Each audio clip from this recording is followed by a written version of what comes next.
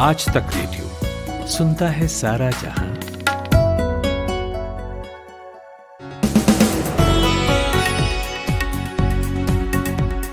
तारीख है 10 मार्च, बुधवार का दिन, और दिन भर लेकर मैं आया हूं आज। मेरा नाम है कुलदीप मिश्र। ममता बनर्जी के बदले हुए रूप की कहानी का पहला सिरा तलाशेंगे।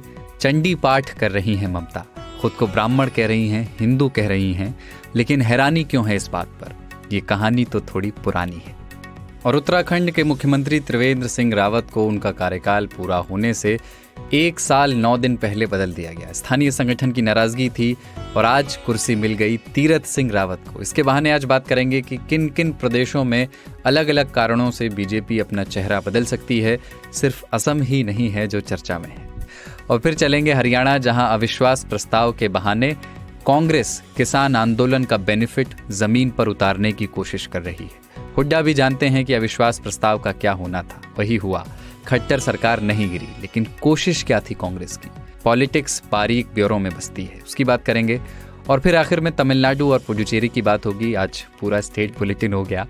दोनों प्रदेशों में अलायंस की पिक्चर अब कितनी क्लियर हो गई है और कौन किसके साथ, कौन किसके खिलाफ है और उससे क्या समीकरण बने और बदले हैं। लेकिन पहले हेडलाइंस खुशबू कुमार से। हरियाणा की मनोहर लाल खट्टर सरकार ने विश्वास मत हासिल कर लिया है। कांग्रेस की ओर से विधानसभा में आज अविश्वास प्रस्ताव लाया गया था। प्रस्ताव के पक्ष में 32 वोट पड़े तो विपक्ष में 55 वोट पड़े। कांग्रेस के सीनियर नेता पीसी चाको ने आज इस्तीफा दे दिया। चाको ने इस्तीफे देने की वजह केरल कांग्रेस की टीम के साथ काम करने में मुश्किलों को बताया। साथ ही उन्होंने टिकट वितरण को लेकर भी नाराजगी जताई है। बंगाल विधानसभा चुनाव में हॉट सीट बन चुकी नंदीग्राम से सीपीएम उम्मीदवार का नाम सामने आ गया है। सीपीएम ने मुख्यमंत्री ममता बनर्जी और बीजेपी नेता शुभेंदु अधिकारी के खिलाफ साहित्य अकादमी पुरस्कार विजेता मीनाक्षी मुखर्जी को टिकट दिया है, जिसके बाद लड़ाई रोचक हो सकती है। गुजरात हाईकोर्ट ने कच्छ के एक हॉस्टल में लड़कियों की पीरियड चेकिंग के मामले में दायर याचिका की सुनवाई के दौरान कहा कि सभी स्थानों पर महिला के मासिक धर्म की स्थिति के आधार पर उनके बहिष्कार पर प्रतिबंध होना चाहिए। कोर्ट ने इस मुद्दे पर गुजरात सरकार, केंद्र सरकार और महिला आयोग को जवाब देने के लिए तलब किया है। जम्मू कश्मीर से अनुच्छेद 370 हटाने के बाद से वहां हिरासत में लिए गए अलगाववादी और पत्थरबाज समेत 173 लोग अभी भी हिरासत में हैं। केंद्र सरकार के अनुसार 1 अगस्त 2019 से कई मौकों पर 647 लोग हिरासत में लिए गए, जिनमें से अब तक 454 लोगों को छोड़ा जा चुका है। कर्नाटक के बेंगलुरु में जे कामेश्वरी नाम की एक 103 साल की महिला ने कल कोरोना वैक्सीन की पहली खुराक ली। इसी के साथ वह कोरोना वैक्सीन लगवाने वाली भारत की सबसे उम्रदराज महिला बन गई हैं। कोरोना संकट में आई मंदी के कारण देसी कंपनी महिंद्रा एंड महिंद्रा ने इस साल जनवरी से अब तक करीब 300 मैनेजमेंट एग्जीक्यूटिव को नौकरी से निकाल दिया है। महिंद्रा के ऑटोमोटिव डिवीजन की बिक्री में इस वित्त वर्ष में गिरावट भी आई है। वहीं पूरी ऑटो इंडस्ट्री की बिक्री में 13% से ज्यादा की गिरावट आई है। और British academy of film and television arts award ने 2021 में भारतीय अभिनेता आदर्श गौरव को फिल्म द व्हाइट टाइगर में उनके परफॉर्मेंस के लिए लीडिंग एक्टर की कैटेगरी में नामांकित किया है। ये फिल्म अरविंद अडिगा के बुकर पुरस्कार विजेता उपन्यास द व्हाइट टाइगर पर आधारित है।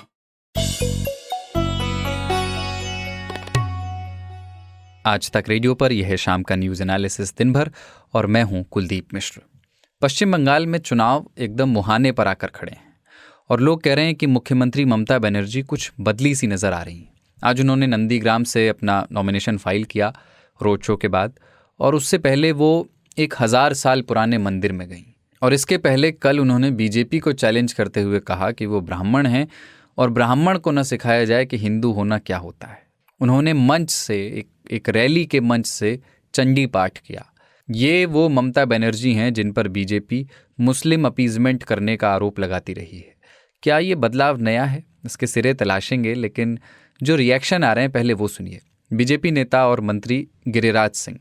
बंगाल में मैंने दीदी को देखा, जो वहां के हिंदू दुर्गा विसर्जन के लिए कोर्ट का सहारा लेना पड़ता था।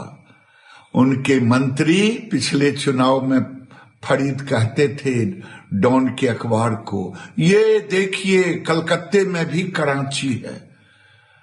वाह रे मोदी, आज दीदी चंडी पाठ कर रही हैं। रिएक्शन कांग्रेस की तरफ से भी आया है। लोकसभा में पार्टी के नेता अधीर रंजन चौधरी को सुनिए। वो आम लोगों के सामने जाके ये कहती थी कि देखो मैं हिजाब पहनते हैं, लोगों के लिए दुआ मांगते हैं, हमारा तस्वीर देखो, छवि देखो, और मैं मुसलमानों को हिफाजत करते हैं। आज तेवर बदल गई, आज उनकी रवैया में बदल देखने को मिलती है। पर क्या वाकई ये बदलाव नया है? हमारे साथी जर्नलिस्ट हैं प्रशांत मुखर्जी।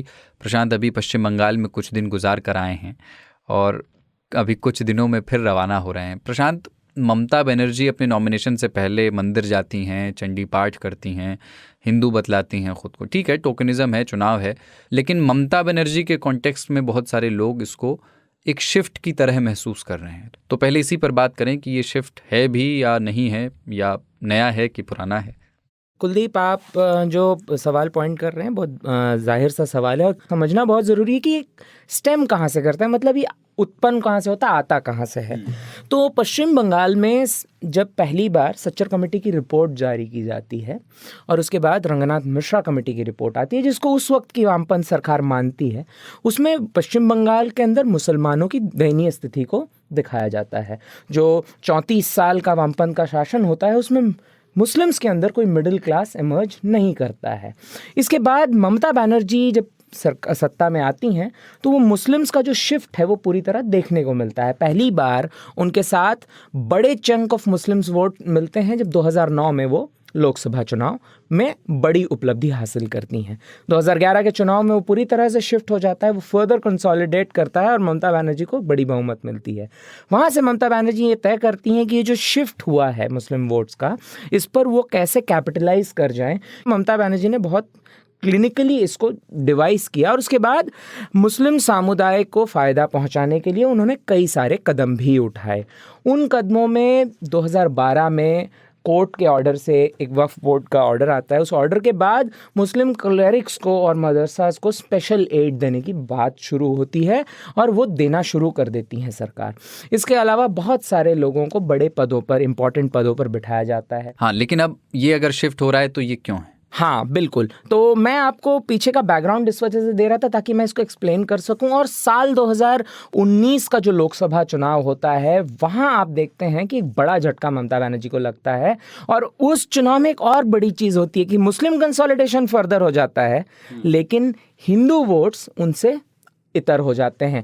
हिंदू वोट्स उनसे इतर होने की वजह से क्या होता है, बीजेपी को उसका सबसे बड़ा फायदा मिलता है और उस लाइंस में कंसोलिडेशन होता है। ममता बनर्जी बड़ी चीज़ है जो क्या करती हैं, ममता बनर्जी हिंदू प्रीस्ट्स के लिए, जो हिंदू पंडित हैं, 8,800 पंडित हैं वैसा कहती हैं जो पूरे प्रदेश में हैं, उनके लिए एड, मंथली एड शुरू करती हैं 1,000 रुपये का। उससे कुछ ही दिनों पहले एक समागम किया जाता है, एक एसोसिएशन किया जाता है जिसमें राजीव बनर्जी जो उस वक्त मिनिस्टर थे ममता बनर्जी की सरकार में, वो शामिल होते हैं। वो ब्राह्मणों का एक समूह होता है, वो तृणमूल के बैनर तले नहीं होता है लेकिन एक सब्सिडरी बॉडी के तले होता है, एक एसोसिएशन के तले होता है, लेकिन होता है।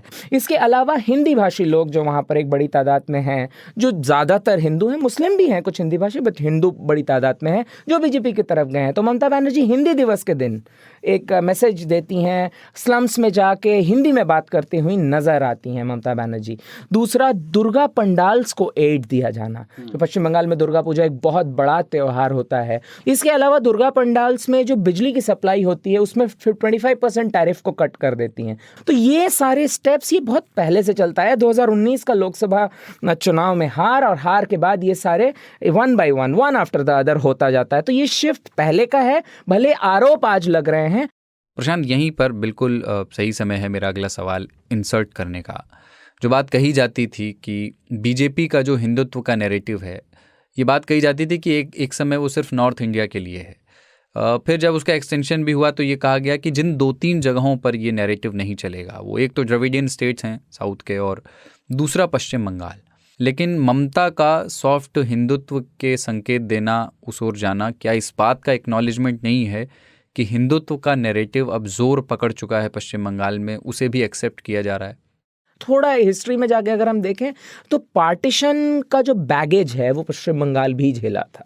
एक सबवर्शन, अगर सबवर्टेड सेंटिमेंट्स होते हैं जो मैट्रेस के नीचे होते हैं, जो दबे हुए होते हैं, उस तरह से था। लेकिन पश्चिम बंगाल में वामपंथी पार्टियों ने जो एक चीज़ की थी वो की थी कि ज़मीनों का बंटवारा किया था। तो ज़मीनों का जब बंटवारा किया था, जो क्वेश्चन था पश्चिम बंगाल की पॉलिटिक्स के पास या आवाम के पास, वो था कि कैसे वो सस्टेनेंस पाएंगे, मतलब कैसे वो जिएंगे, क्या जीने की ज़रूरतें उनकी पूरी हो रही हैं या नहीं। तो ये एक सोची समझी पूरी रणनीति थी सीपीएम की कि एक इंटेलेक्चुअल और एक भद्रलोक का ऐसा तबका विकसित किया जाए जहाँ पर नैरेटिव ही पूरी तरह से शिफ्ट कर दिया जाए और उस नैरेटिव को बहुत ज़्यादा अपने कल्चर और अपने कल्चरल जो सुपीरियरिटी को एस्टैब्लिश करने के लिए उस पर काम किया जाए, ना कि वो हिंदू मुस्लिम्स के लाइंस पर हो, ताकि बांग्ला अस्मिता जो है वो बड़ी रहे।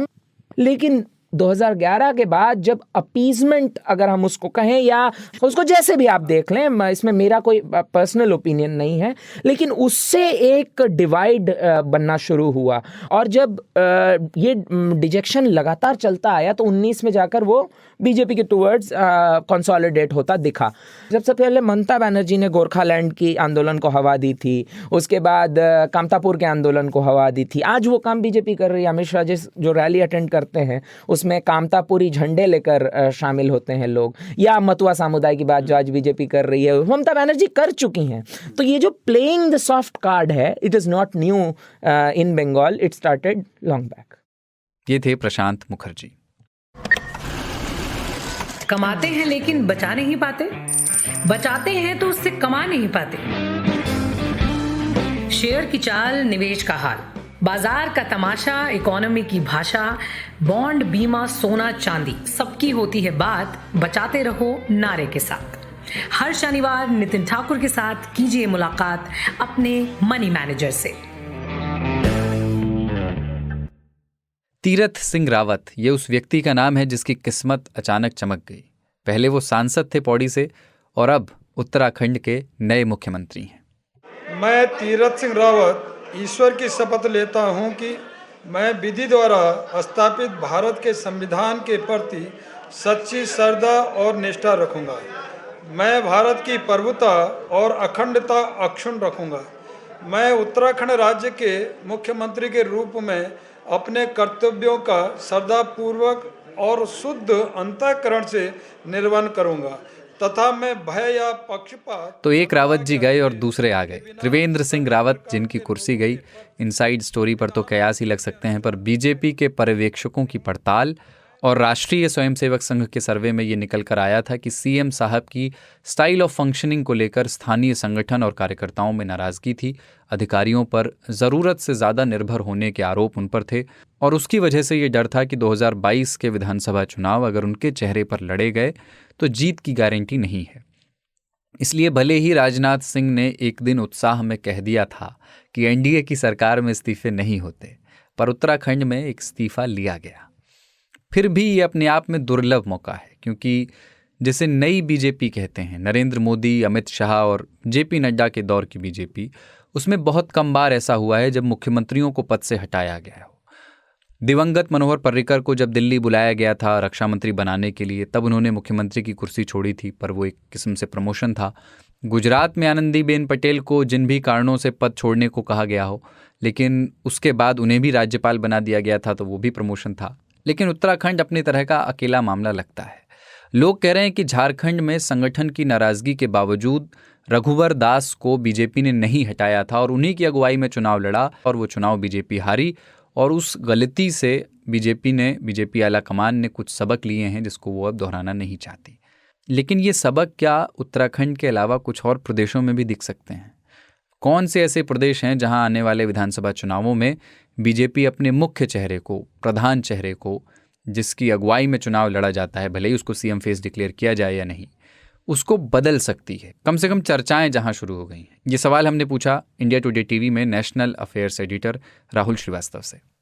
देखिए, बीजेपी में एक नई कवायद शुरू हुई है जो कि नरेंद्र मोदी और अमित शाह के जब पार्टी के सत्ता में आए हैं तब से, कि किसी टाइम पे हुआ करता था कि चुनावों से पहले विधायकों और सांसदों को जो सिटिंग हुआ करते थे उनको बदल दिया जाता था, ये देखते हुए कि उनकी विनेबिलिटी फैक्टर क्या है, उनकी एंटी इनकम्बेंसी क्या है। लेकिन ये एक नया जो प्रकरण शुरू हुआ है बीजेपी में, मुख्यमंत्रियों को लेकर के कि चुनाव के एक साल पहले आप देखिए जिस तरह से त्रिवेंद्र सिंह रावत को बदला गया है, इसी तरह से अगर आप देखिए तो गुजरात में ये काफी दिनों से सुगबुगाहट है कि बीजेपी जो है वो विजय रूपानी को लेकर के चिंतित है कि चुनाव में उनका जो छवि है और जो उनकी परफॉर्मेंस है वो उतनी नहीं है कि दोबारा बीजेपी को बहुत मशक्कत के बिना चुनाव जितवा दे। पिछला चुनाव अगर देखा जाए तो कहा जाएगा कि रूपानी जी को लेक की परफॉर्मेंस ऐसी नहीं थी, लेकिन नरेंद्र मोदी की प्रेजेंस जो थी प्रधानमंत्री की, उसके कारण बीजेपी तब भी सरकार बनाने में सक्षम रही थी। इसके अलावा अगर आप देखें तो मध्य प्रदेश एक ऐसा राज्य है जहां पे पिछले साल जब बीजेपी की सरकार नहीं थी, ज्योतिरादित्य सिंधिया की पार्टी की टूट हुई और उनके विधायकों के समर्थन से जब शिवराज सिंह चौहान मुख्यमंत्री बने तो एक बात कही जा सकती है कि शिवराज सिंह चौहान की जो छवि थी कि वो खुद जिता करके लाते थे वो कम हुई है और कहीं ना कहीं शिवराज सिंह चौहान की कुर्सी को भी खतरा है कि अगली बार वो मुख्यमंत्री के फेस होंगे कि नहीं। इसी तरह से अगर आप देखें तो राजस्थान में भी इसी तरह की कवायद है और कहा जा रहा है कि वसुंधरा राजे की जगह जो गजेंद्र शेखावत जैसे किसी नेता को जल्द बीजेपी आगे लाने की बात कर सकती है। इसी तरह से त्रिपुरा में अगर देखें तो बिप्लब देब को लेकर के बातचीत चल रही है कि वहां बीजेपी थोड़ी चिंतित है अपनी छवि को लेकर के और वो वहां बदलाव की बात कर सकती है। तो कुल मिलाकर के अगर आप देखिए तो तमाम राज्यों में बीजेपी इस असेसमेंट में लगातार लगी हुई है कि जो उनके सिटिंग चीफ मिनिस्टर हैं या विपक्ष में जो नेता है जो कि चीफ मिनिस्टरियल एस्पिरेंट हैं आज की तारीख में, क्या उनको बदलने से पार्टी ऐसी कवायद कर सकती है कि अगले चुनावों में जीत के लिए वो उनको बदल सकती है। राहुल जी, क्या कोई कॉमन फैक्टर्स आप देखते हैं इन राज्यों में कि ऐसे हालात बन रहे हैं कि कम से कम चर्चा हो रही है कि बीजेपी अपना नेता बदल सकती है? मतलब क्या कोई एक कॉमन थ्रेड है, कॉमन फैक्टर्स हैं जो इन राज्यों को जोड़ते हैं? देखिए, इसमें एक बात तय है कि बीजेपी वो पार्टी नहीं है जो कि किसी समय में अटल बिहारी वाजपेयी और एल के आडवाणी की तरह की पार्टी होती थी। विनेबिलिटी एक बहुत बड़ा फैक्टर बन चुका है और इस विनेबिलिटी में सिर्फ विनेबिलिटी ही नहीं, जीत ही नहीं, एक फैक्टर अगर आप देखिए तो जो पुराने नेता हुआ करते थे राज्यों में जिनके कद बड़े हुआ करते थे, जो कि अपने आप में एक रीजनल सत्रप बन गए थे और उनकी उस इलाके में अपनी छवि के बल पे वो चुनाव जीता करते थे, वो एक चीज बीजेपी में बदल रही है। तो आप देखिए कि एक तरह से रमन सिंह छत्तीसगढ़ से वर्चुअली रिटायर्ड है चुनाव हार जाने के बाद से, और आप देखिए कि तमाम राज्यों में जो मुख्यमंत्री बनाए गए जैसे त्रिवेंद्र सिंह रावत थे, उनका वो उस तरह के नेता नहीं थे जिस तरह भगत सिंह कोश्यारी या आपके खंडूरी जी थे कि वो मुख्यमंत्री के ऑटोमेटिक चॉइस थे। उनको खट्टर साहब हैं जैसे हरियाणा में, वो नेचुरल चीफ मिनिस्टरियल फेस नहीं थे, बीजेपी उनको लेके आई और वो एक ऐसे लीडर बनाए गए जिसमें ये बात तय थी कि बीजेपी ये टॉप जो इशारा दे रही थी कि जो नेताओं का कद है वो थोड़ा छोटा किया जा रहा है और केंद्र की जो बीजेपी है उसके कहने पे मुख्यमंत्री बनने लगे हैं। उसका एक खामियाजा अब भुगतना पड़ रहा है बीजेपी को कि वो नेता कई जगह पे उस परफॉर्मेंस को रिपीट नहीं कर पाए हैं कि वो अपने दमखम पे या अपनी परफॉर्मेंस पे मुख्यमंत्री का पद दोबारा ले लें बीजेपी को जिता करके। और ये एक बहुत बड़ा अंडरलाइनिंग फैक्टर बन रहा है कि बीजेपी की जो पुरानी लीडरशिप थी राज्यों में, राजस्थान में वसुंधरा राजे, इसी तरह से अगर आप देखें तो हिमाचल में धूमल थे, मध्य प्रदेश में शिवराज सिंह चौहान थे, छत्तीसगढ़ में थे, इवन देवेंद्र फडणवीस जो है अगर आप महाराष्ट्र में देखें तो वो लीडरशिप जो है वो थोड़ी वीकन जो हुई है पुरानी एस्टैब्लिश, नई लीडरशिप जो है वो उतनी उभर करके नहीं आ पा रही है। इस कारण से अंडरलाइनिंग फैक्टर जो है बदलाव का वो इमर्जिंग यही है कि बीजेपी की टॉप ब्रास चाहती है विनेबिलिटी, लेकिन लीडरशिप उतनी परफॉर्मेंस देकर के जीत के कगार पे नहीं दिख रही। ये थे national affairs editor Rahul Srivastava. और अब हरियाणा की बात करते हैं, जहां बीजेपी की खट्टर सरकार को गिराने की कांग्रेस की कोशिश नाकाम रह गई। अविश्वास प्रस्ताव कांग्रेस लेकर के आई थी, लेकिन इसके पक्ष में सिर्फ 32 विधायक खड़े हुए और 55 विधायकों ने इसका विरोध किया, जिसके बाद ये प्रस्ताव गिर गया, अस्वीकृत हो गया।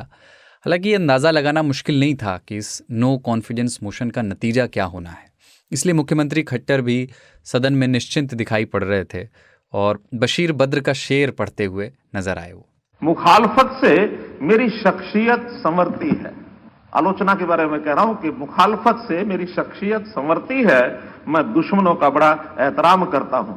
दुश्मन शब्द वैसा ना ले एक विरोधी जैसे विपक्ष का होता है उतना इसका अर्थ है। तो इसलिए मैं उसमें से आपका बहुत धन्यवाद करता हूं कि आप इस प्रकार का करते हैं, तो उसमें से हमको एक ताकत मिलती है।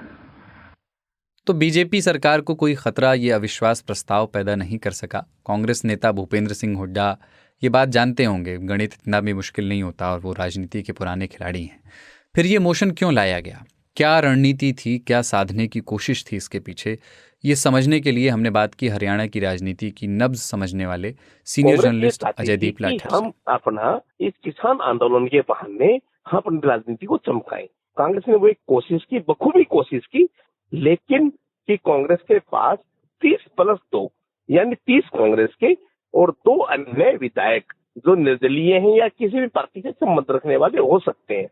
और बिल्कुल भले ही विधानसभा में बार बार अपना जो आज का जो समय सीमा थी वो बढ़ती रही हो, जबकि बहस का समय केवल 2 घंटे दिया गया।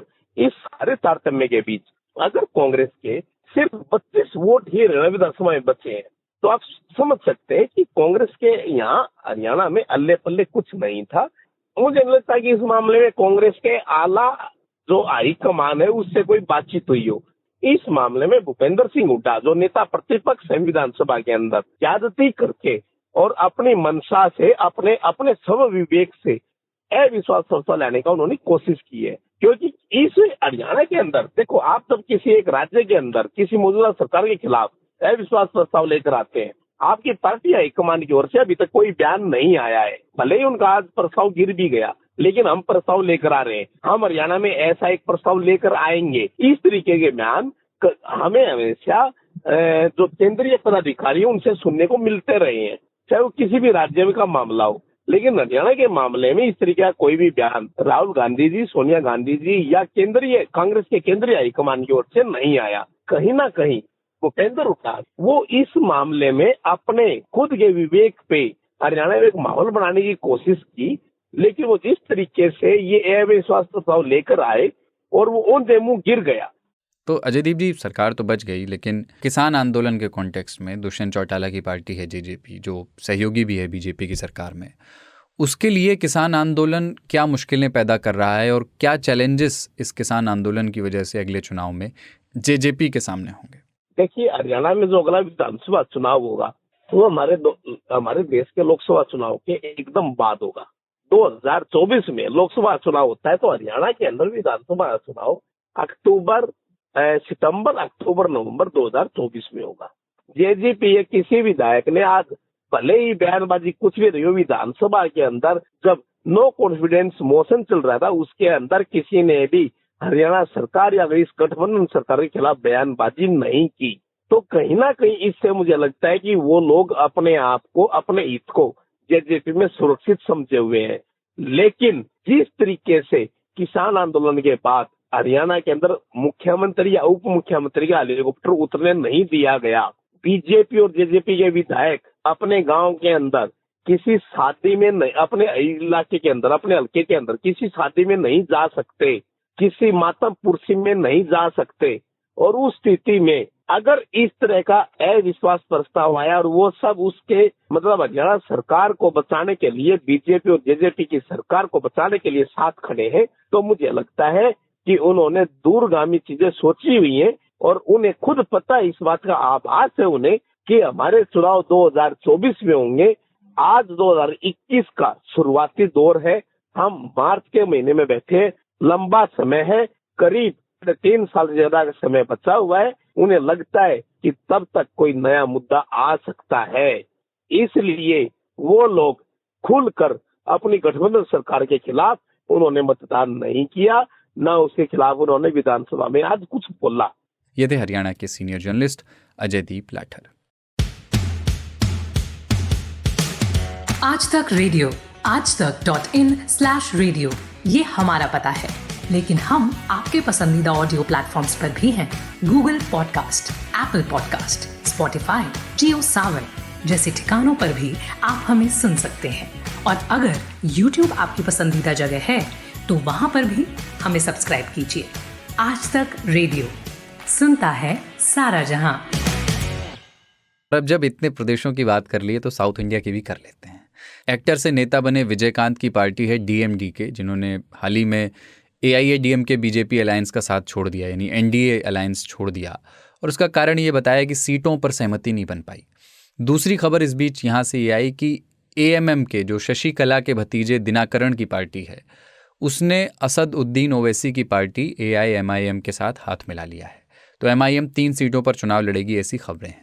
तो गठजोड़ों में ये हलचल होने के बाद तमिलनाडु के इक्वेशंस क्या बन रहे हैं, हमने ये समझने के लिए बात की Chennai based senior journalist D Suresh Kumar से, और उनसे पूछा कि एक्टर विजयकांत का एनडीए अलायंस छोड़ जाना, इसके क्या असर चुनावी प्रोस्पेक्ट्स पर पड़ सकते हैं एनडीए के लिए। देखिए, ये जो डीएमटी के जो विजयकांत की पार्टी है, एक समय तो तमिलनाडु में एक बहुत बड़ा पार्टी था, इनका 10% वोट शेयर था, लेकिन अभी इनका वोट शेयर जो है सिर्फ 2% से थोड़ा ज्यादा है। तो ये अभी जब ये रूलिंग अलायंस से निकलते हैं तो यही होगा कि यदि इलेक्शन क्लोज हो जाए तो कुछ कुछ कॉन्स्टिट्यूंसी में इनका जो इफेक्ट है वो एडीएमके को कुछ डिफिकल्ट बना सकती है कॉन्टेक्स्ट को, क्योंकि कभी कभी क्या होता है असेंबली इलेक्शन में आपको जो विक्ट्री मार्जिन है वो 1000 वोट में विक्ट्री मार्जिन हो सकता है, नहीं तो 500 वोट में होता है। तो ऐसा होता है तो इनका कुछ असर पड़ सकता है वहां पे। लेकिन डीएमडीके के पास भी ऑप्शन बहुत कम है अभी, क्योंकि वो अकेले जाने से उनके पास शायद 234 कैंडिडेट्स आएंगे, ये तो अभी नहीं मालूम, या ये कमलहासन नहीं तो टीटीवी दिनकरन से क्या ये गठबंधन बनाएंगे, वो आने वाले दिनों में देखना है। लेकिन अभी ये अलायंस से बाहर निकल चुके हैं, तो एडीएमके को जो नंबर ऑफ सीट जो वो कंटेस्ट करेगा उसमें ज्यादा वो अभी कैंडिडेट्स फील करेंगे, नहीं तो यहाँ पे 15 सीट तो वो डीएमडीके को दे देते हैं अभी। सुरेश जी, ओवैसी और दिनाकरण ने भी साथ चुनाव लड़ने का ऐलान किया है, तो ये जो इक्वेशन बनेगा वो किस खेमे को ज़्यादा फायदा देगा, बीजेपी एआईएडीएमके को या कांग्रेस डीएमके को, या उतना भी असर नहीं होगा इसका? देखिए, मेरे ख्याल से तो ये जरा नेग्लिजिबल इम्पैक्ट होगा ओवैसी का यहाँ पे, क्योंकि ओवैसी यहाँ पे एक बहुत बड़ा फैक्टर नहीं है, क्योंकि यहाँ तमिलनाडु में ऐसा है कि पहले से यहाँ पे कुछ मुस्लिम पार्टीज हैं, शामिल हैं। इंडियन यूनियन मुस्लिम लीग है, इंडियन नेशनल लीग है, मणिदने मक्कल कच्ची है, तो इतने सारे मुस्लिम पार्टीज यहाँ पे हैं, और इनमें से आईयूएमएल और मणिदने मक्कल कच्ची यहाँ पे, मणिदने जन कच्ची यहाँ पे आपको वो डीएमके में शामिल है यहाँ पे एमएम के। तो बीजेपी को वैसे ही मुस्लिम पार्टी किसी ने अभी समर्थन नहीं दिया है वहां पे उस तरफ से, सिर्फ एडीएमके बीजेपी अलायंस वहां पे चल रहा है। तो वैसे भी उनको तो माइनॉरिटी वोट तो नहीं आने वाले इस समय, ज्यादातर सिर्फ एक small percentage minority vote BJP और एडीएमके अलायंस को मिल सकता है एनडीए को। ज्यादातर जो वोट्स जो माइनॉरिटी वोट है वो तो ट्रांसफर डीएमके अलायंस में ही होगा, क्योंकि डीएमके में केवल ये मुस्लिम पार्टी ही नहीं लेकिन दलित पार्टीज भी हैं, तो दलित मुस्लिम जो है वो भी उनको ही समर्थन दे सकते हैं। और ऊपर से कांग्रेस है जो कि एक माइनॉरिटी का अट्रैक्शन फोर्स माना जाता है कांग्रेस को यहाँ पे, ऊपर से लेफ्ट पार्टीज भी डीएमके अलायंस में है। तो ओवैसी का अलग से यहाँ पे कुछ बड़ा असर नहीं हो सकता है, सिर्फ यहाँ पे वेलूर में थोड़ा उर्दू स्पीकिंग मुस्लिम का पॉपुलेशन है जहाँ पे उनका असर थोड़ा सा हो सकता है। तो ये पहला टेस्ट रहेगा उनका, इलेक्टोरल टेस्ट रहेगा ओवैसी को, उनका स्ट्रेंथ को देखने के लिए। अच्छा, थोड़ा चलते चलते पुडुचेरी की भी बात करें, वहाँ भी गठबंधन की पिक्चर थोड़ी क्लियर हुई है, वहाँ क्या हाल क्या है? देखिए, पुडुचेरी में अभी क्या हुआ है कि एनडीए का जो अलायंस है वो बन चुका है, लेकिन उसमें से एक पार्टी बाहर निकल चुकी है, पीएमके। जो तमिलनाडु में एनडीए है और पुडुचेरी में एनडीए है, दोनों का जो कॉन्स्टिट्यूंसी अलग है। तो पुडुचेरी में एनडीए लीड करेगा एआईएनआरसी, यानी कि ऑल इंडिया एनआर कांग्रेस, जो रंगस्वामी करके वहाँ के पूर्व मुख्यमंत्री हैं, उनके नेतृत्व में वहाँ का एनडीए अभी बन चुका है, जिसमें है एआईएनआरसी, बीजेपी और एआईएडीएमके। और एआईएनआरसी अभी 16 सीटों में वहाँ पे खड़ा होगा, और बाकी जो 14 सीट है वहां पे वो एआईएडीएमके और बीजेपी के बीच वो सीट शेयरिंग हो जाएगा उसमें। लेकिन जो पीएमके जो तमिलनाडु के एनडीए में है वो पुडुचेरी में बाहर निकल चुका है, वो पुडुचेरी के एनडीए में शामिल नहीं है, वो अलग कंटेस्ट करेगा वहां पे। और कांग्रेस और डीएमके का अलायंस अभी सीट शेयरिंग का टॉक तक नहीं हुआ है, अभी बेसिक टॉक्स हो रहे हैं वहां पे। तो वो अलायंस मजबूत होने में और थोड़ा दिन लगेगा, क्या 2 दिन लग सकता है। तो उसमें देखना है कि कांग्रेस और डीएमके कितने सीटों में वहां पे लड़ते हैं। लेकिन जो ग्राउंड सिचुएशन है उसमें तो ये तो साफ है कि बीजेपी का कोई अपना वहां पे कुछ बल नहीं है जिसमें से आप वो अपने आप के लिए वोट ले सकते। बीजेपी तो वहां पे AINRC और ADMK के शोल्डर्स के ऊपर खड़े होकर ही वो चुनाव लड़ सकते हैं। तो यही है स्थिति पुदुचेरी में। ये थे Chennai based senior journalist D Suresh Kumar. और अब दिन भर में चला चली की वेला है, लेकिन उसके पहले हमारे एक लिसनर का ईमेल। हरियाणा से संजय परुथी ने हमें ईमेल किया है और लिखा है कि you guys are doing great job. और 2 नामों का जिक्र उन्होंने किया है, यंग टर्क्स हैं जो आज तक रेडियो के, अमन गुप्ता और प्रतीक वाघमारे। उन्होंने लिखा है कि इन दोनों को सुनना उन्हें पसंद है, ख़ासतौर से ज्ञान ध्यान, डेली न्यूज़ और आज के अखबार उन्हें ज़्यादा पसंद आते हैं और वो हर रोज़ हमें सुनते हैं। उन्होंने ये सलाह दी है कि हमें हर हफ्ते ख़बरों के फॉलोअप पर एक पॉडकास्ट करना चाहिए और लिसनर्स के पॉडकास्ट को भी अपने प्रोग्राम में शामिल करना चाहिए। बहुत ही अच्छा सुझाव है संजय जी आपका। जो भी लिसनर्स हमारे पॉडकास्ट करना चाहते हैं अपनी तरफ से, वो हमें ज़रूर अप्रोच कर सकते हैं, ईमेल कर सकते हैं, और जो ज़रूरी शर्तें हैं, जो मानक हैं, जो क्वालिटी के स्टैंडर्ड्स हैं, उन पर अगर आपका पॉडकास्ट खरा उतरता है तो ज़रूर हमें खुशी होगी किसी भी पॉडकास्ट को प्लेटफॉर्म दे करके। और अगर कोई लिसनर हमें ऑडियो लेटर भी भेजना चाहते हैं, मतलब कोई वॉइस नोट आप भेजना चाहते हैं हमें, चाहे वो फीडबैक की शक्ल में हो या उसके ज़रिए कोई सलाह देना चाहते हैं, तो छोटा सा वो वॉइस नोट भी आप हमें भेज सकते हैं। हम उसे भी कोशिश करेंगे कि अपने डेली शोज़ में शामिल करें। तो शुक्रिया संजय जी अच्छे सुझावों के लिए। और बाकी लिसनर्स भी हमें ईमेल लिख सकते हैं। ईमेल आईडी वही है radio@aajtak.com। दिन भर में आज इतना ही। साउंड मिक्सिंग थी कपिल देव सिंह की और मेरा नाम है कुलदीप मिश्र। नमस्कार।